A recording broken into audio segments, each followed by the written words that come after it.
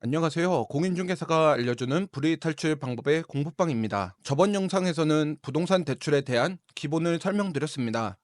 대출 관련하여서는 중요한 포인트가 많기에 3편에 나눠서 제작될 예정입니다.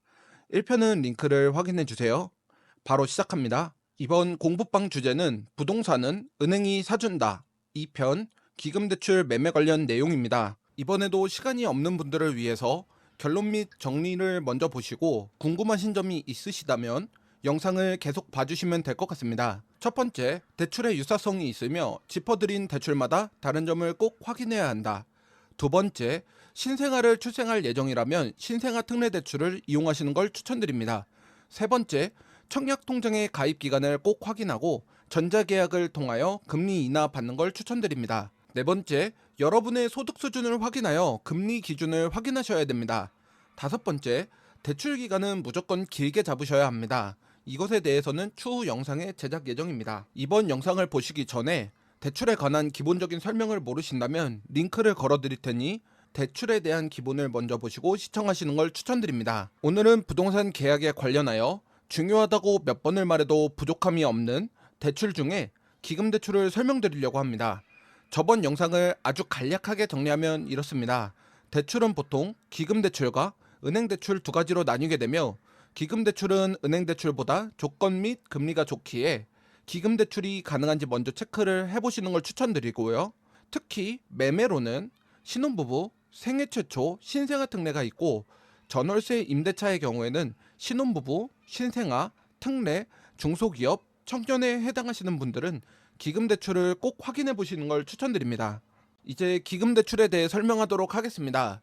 주택구입 자금대출 관련하여서는 기본적으로 적혀있는 내용은 여러분도 확인이 가능하시니 중점적으로 보셔야 하는 분만 알려드리려고 합니다.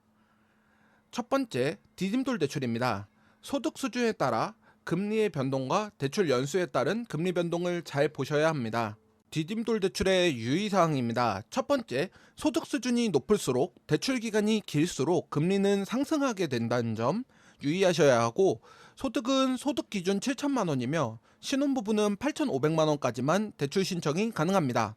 두 번째, 여러분이 해당하는 조건에 따라 대출 가능 금액이 달라지게 됩니다. 세 번째, LTV는 70%까지이나 생애 최초 주택 구입자는 최대 80%까지 적용받을 수 있습니다. 네 번째, 금리 우대 유형 1번과 추가 금리 우대에 대해서는 해당하는 내용을 파악하셔야 됩니다. 추가 우대 금리 중 가장 많이 해당하시는 부분은 청약통장의 가입 기간, 부동산 전자계열 체결, 자녀 수에 따른 금리 인하, 이렇게 세 가지가 중요한 추가 금리 인하 포인트입니다. 대출 이용 기간은 거치 1년 또는 비거치 1년 후 10년에서 30년까지 선택이 가능하나 30년을 하시는 걸 무조건 추천드립니다. 왜 대출 기간을 길게 잡는지에 대해서는 설명은 꽤 많아 다음 영상에서 자세히 설명 도와드리겠습니다. 두 번째, 신혼부부 전용 구입자금 대출입니다. 소득 수준에 따른 금리 변동과 대출 연수에 따른 금리 변동을 잘 확인하셔야 합니다. 유의사항입니다. 첫 번째, 소득이 높을수록 대출 기간이 길수록 금리는 상승하게 된다는 점 유의하셔야 하고, 소득은 8,500만 원까지만 대출이 신청이 가능합니다. 두 번째, 당연하겠지만 신혼부부만 가능합니다. 세 번째, 대출 한도는 DTI 60%, LTV 80% 한도로 최고 4억까지만 가능합니다. 네 번째, 금리 우대 유형과 추가 우대 금리에 대해서 여러분께서 해당하는지에 대한 내용을 확인합니다. 추가 우대 금리 중 많이 해당하시는 부분은 청약통장의 가입 기간, 부동산 전자계약 체결, 자녀 수에 따른 금리 인하, 이렇게 세 가지가 중요한 추가 금리 인하 포인트입니다. 대출 이용 기간은 거치 1년 또는 비거치 1년 후 10년부터 30년까지 선택이 가능하나 무조건 30년을 하시는 걸 추천드립니다.